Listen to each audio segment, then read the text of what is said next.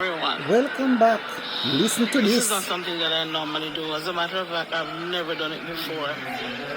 But I believe that there is a need to do this today. I'm doing this. I'm live at this Sangster's International Airport on my way back home to America. Taking flight JetBlue. So we arrived at the airport just about 11 o'clock there. Near on there, 11 o'clock or a little bit after. We were at the gate, not the gate, sorry, the counter. Actually, I was at the kiosk. And while I was waiting at the kiosk, to operate the kiosk, a gentleman was behind me, one of the agents, speaking to another man. But I didn't pay them much attention, but I know they were talking. And then I just heard like somebody fell. I looked behind me. It was the passenger, an elderly man that fell.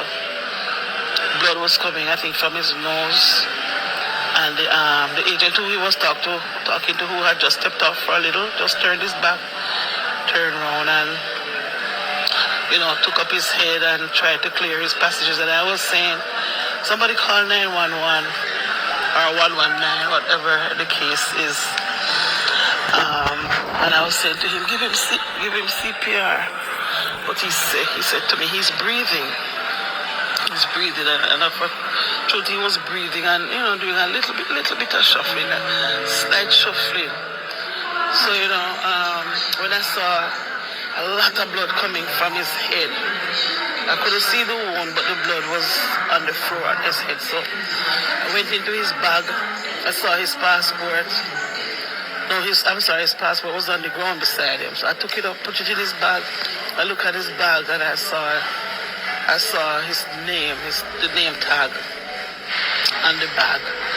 So I could say what his name was. And then I was saying to the gentleman, we were there conversing, and I said, somebody call help. So in the meantime, I guess somebody was making a call. Somebody did say that they called whatever. I think they said operations or something. Right? And while they were there, nobody, and it took about between 20 minutes and half an hour for a lone nurse to come by. Right? And while the man was there, while the young guy was there with him, trying to keep his head up and all of that, I went into his bag and I saw a roll of tissue. And I gave him the roll of tissue, the entire roll, and tell him to press it on the wound. Try to press it on the wound on the head. Anyways, the nurse finally came and she said she was checking his oxygen, In the meantime, I took out his phone. I got his phone and was searching his phone to see if I could find a number, a recent number, and we were making calls using our phone, and because we couldn't place any calls on his phone. And then the JetBlue lady came and she took his phone and she went on the phone. Myself and her, we were going through it to find a number that we think we could call. So she called the number. While she was calling the number,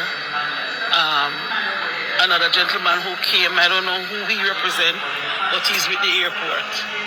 He's with the airport. He had on one of those vests. And he was saying, tell because we got through to the person on the phone, and the lady was telling him that, the customer, I won't say his name, the passenger, he collapsed, and he's at the airport. So she said she was trying to get somebody, He was there now telling us to tell him, or telling the JetBlue lady to tell the person on the phone that the single ambulance that is at Cornwall Regional is not available. And for them to call a private ambulance, the person on the phone has to approve the payment of $400 US. They have to confirm that it's okay for them to call the ambulance and noting the payment of $400 US. People, something can go, sir. This happened at the Donald Sangster's International Airport. Something can go, sir. Listen to what they are saying. The man is on the floor dying, and they are talking about money before the man can go to the hospital in an ambulance. So I said, we have to wait for them to do that to get help for the man. The man need help. The man, I saw the man gap. I never see somebody gap or what they call it catch breath in my entire life. First time I'm seeing that. Right?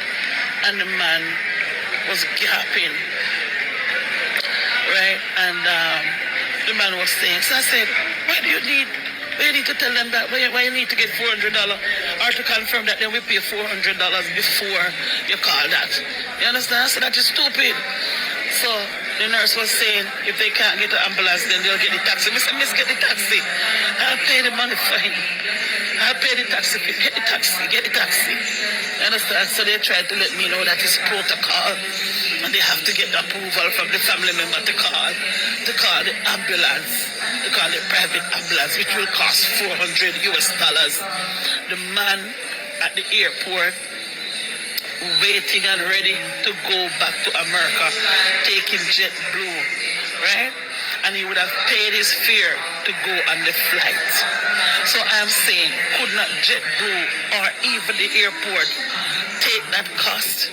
They have to depend or they have to wait until a family member says that it's okay to go ahead and call the ambulance. Mark, the man came to the airport, whoever got him there left him. An elderly man. Understand? And I'm saying, come on, man. That is how we do things here. The man stayed right there on the floor and died. The man. This is so heartless. These people are so heartless. The man is almost 71 years of age. And he's going back home. And, oh my God. This is so sad. So sad. Condolences to the family. Yeah? This is so sad. This happened in the airport. Donald Sangster International Airport. This is, this is where it happened.